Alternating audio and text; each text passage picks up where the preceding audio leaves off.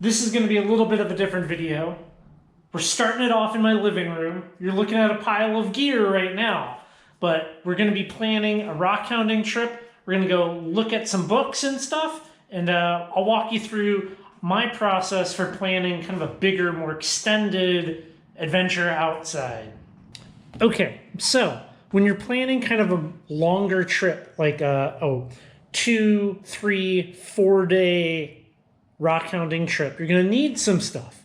So I've already kind of done the legwork, but I'll walk you through kind of my process. So rock hounding guidebooks are a great starting point.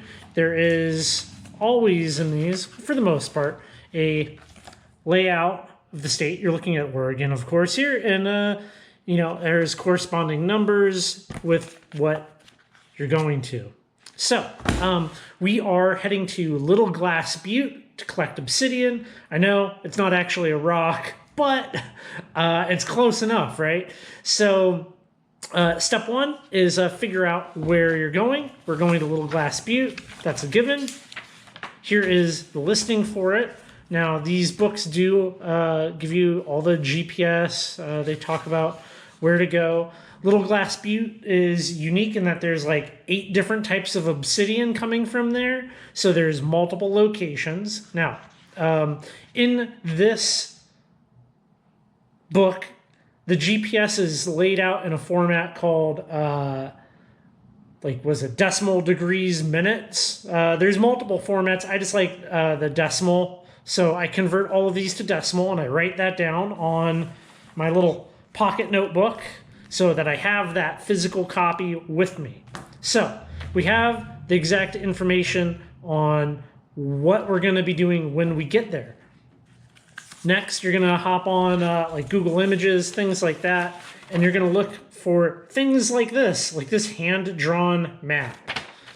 Things like this. And you're going to then take this information plus this GPS, and you're going to plug it into Google Earth, either the actual program Google Earth or just the Google Maps program, and you're going to zoom in with your satellite photos and confirm, if possible, that these GPS locations are in fact correct.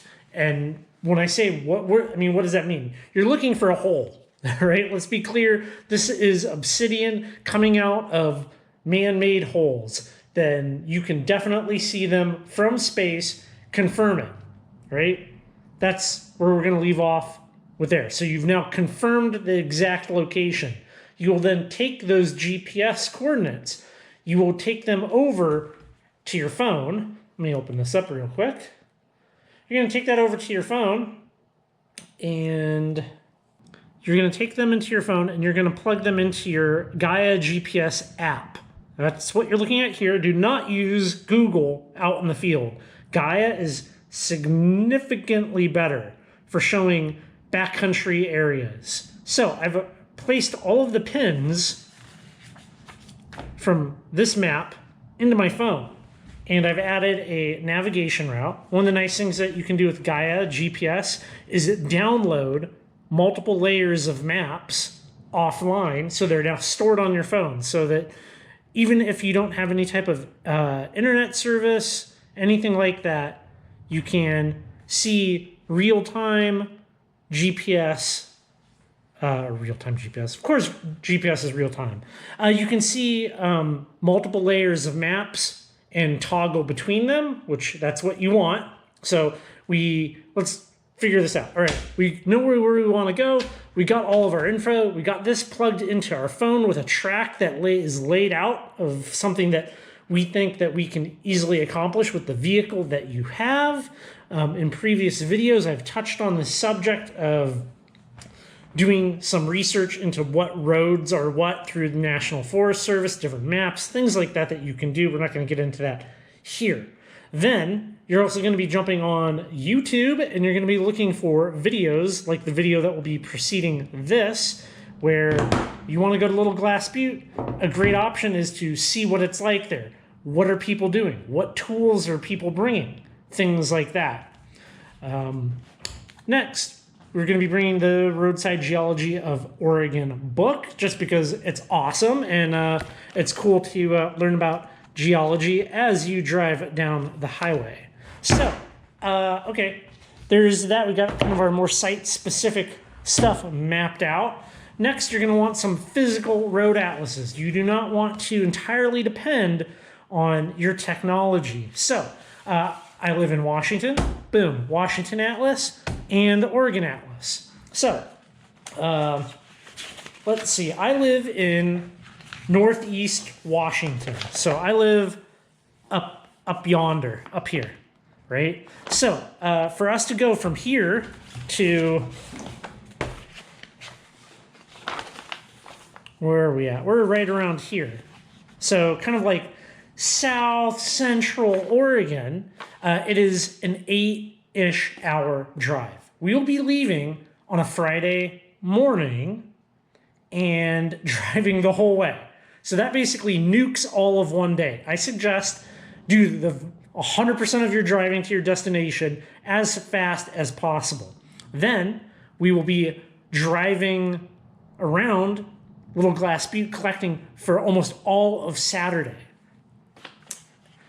Once we've collected what we want to collect, I have already pinned on Gaia here. Let's zoom it on out.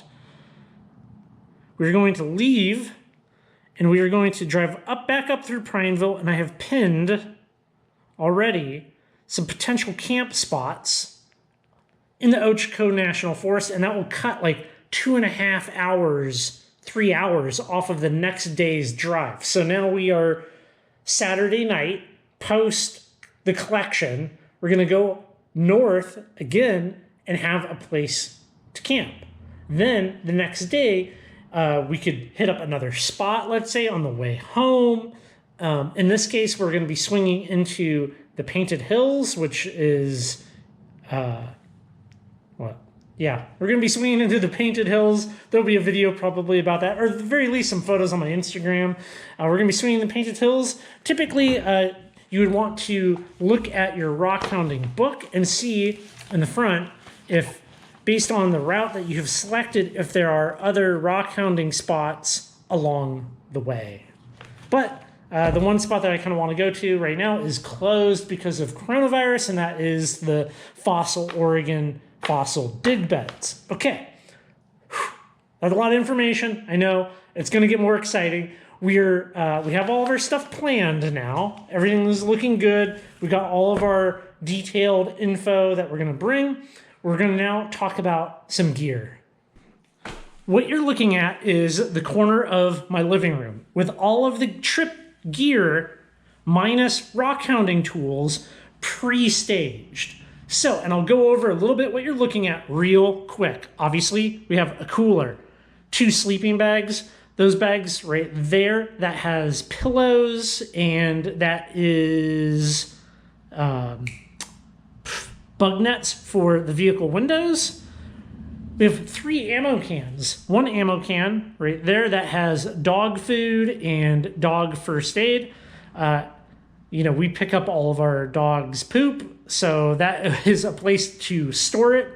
Ammo cans being airtight, that's amazing. The last ammo can right there, that has power and lighting. I have a Jackery power supply unit. I have this 2.5 gallon Rotopack fuel can, which if you're going someplace that is going to be totally dry, when I say dry, I mean there's no, it's not a campground where we go. We are going to be on public lands, camping on public lands, hopefully away from people, and not have to see or deal with anyone. So you need to be entirely self-sufficient, and that means food, fuel, water, have all your bases covered. We will be sleeping in our car, which we can roll in some footage of that perhaps. There is 2 camp chairs, a little camp table. We are heading out to the desert, and it will be hot in the daytime and cold in the nighttime. We are bringing umbrellas. Out there you can walk around and do surface collecting, things of that nature. So having a nice shady spot above your head is awesome. That stack of bins there, that is for empty 7-gallon bins that you can get at Home Depot. I like these 7-gallon totes. Those empty ones are going to be for rocks. Well, obsidian. It's going to be for whatever. Rocks, obsidian, you get the drift. Dog ball's not coming. That little narrow box right in there, that is the camp stove. Okay, these 3 totes right here are pretty important. Now, the reason I'm showing you all of this is that this makes a huge difference. Having this gear always packed up, always ready to go, packed into your garage or basement, means that you can grab and go quickly. The bottom one is long-term food storage. Like, that's going to be non-perishables. The next one is going to be kitchen stuff and toiletries. The top one is food, snacks, and perishables. So not stuff that belongs in the cooler, but stuff just like kind of from our kitchen, maybe like bread, things of that nature. That Pelican case right there, that has my clothes in it and Sarah's clothes, minus any heavy winter jackets. Almost lastly, that smaller Pelican case right there, that has comms. So that is 2-way radios, my ham radio, shortwave radio, and all of the assorted wires and chargers and the like. These 2 things here, that is the custom-made mattresses that I made for the Subaru Outback so that we can comfortably sleep. So you're going to want this type of stuff, whatever that means for you. You know, I mean, if you have, if you're single, if you have 4 kids, whatever it is, have everything staged and ready to go. It makes loading up quickly. I can throw all of this stuff in the vehicle in about 20 minutes and we can roll out. So that covers the kind of more logistical planning of where to go and things to take into consideration. Obviously, you're going to want to be checking on your weather. Will it be super hot, super wet, super cold, any of those types of things, and plan accordingly. Check road conditions. Your vehicle needs to be in excellent tip-top shape. You do not want to be dealing with breakdowns and the like. On top of that, you do want to have a certain amount of vehicle recovery gear. Things like you need the ability to change a tire, fix a flat, not just like the cans, but like actually fix a puncture in a tire. All of the emergency vehicle stuff. You're going where potentially there are no people and nobody is coming by to help you anytime soon. You have to be a spaceship all on your own. That's the goal here. The goal is to get away, get cool rocks. So your gear is squared away then, your vehicle is squared away, you got your trip planned. There's a couple more things to think about, and that would be the rockhounding tools. Let's go outside. I'm going to show you what I'm bringing out to Little Glass Butte. I have a D-handled shovel, the Estwing Geopick. I have a 4-pound sledgehammer, hand sledge, 2 Estwing rock hammers, a rock chisel, a big pry bar, the little pry bar, a bucket, knee pads and gloves for me and Sarah. Also in the car right now and not pictured is a 3-pound hand sledge and a flat chisel, kind of like that one, but it's got a flat 1-inch chisel tip as opposed to the point. These are going to be what I'm bringing for removing obsidian when digging in the pits. And just in general, this is, unless I know exactly what I'm getting into, this is the lineup along with the little tool pouch, which I've shown before. And that's essentially just like some little dental picks and a little brush, some stuff like that that I just throw in the day pack. Okay, back in the living room, I threw my day pack, Sarah's day pack, right there in the pile so you can kind of get a visual of what this looks like. I will say that the 5-gallon jerry can of water is great for 2 people for 3 days and a dog. It seems to be a good amount based on our activity level and the things that we like to do. Your mileage may vary. That about covers almost everything. And I will also show next what this kind of looks like rolled out into the vehicle. It's not as bulky and burdensome as it looks sitting here in the living room. And if you kind of follow this kind of guideline of preparation, both in your gear, trip planning, and vehicle, you can have quick, successful trips without feeling overwhelmed by your lack of planning, let's say. So, if you found this video to be helpful, go ahead and drop a comment down below, and let's look at what it looks like, all this stuff in the vehicle. So everything is loaded up in the vehicle here, and you can kind of see how everything packs in. Like is back there. So it's not too much stuff for 2 people and a dog. Of course, we have the cargo box, which is kind of full. All the big, bulky, soft things. But yeah, that's our kind of setup, and I'll show you what it looks like all fully unpacked once we're out in Glass Butte. So we're not camping here, but I just kind of wanted to show you something. This is just the Nappers camp out here at Glass Butte. And well, you can see there is tons,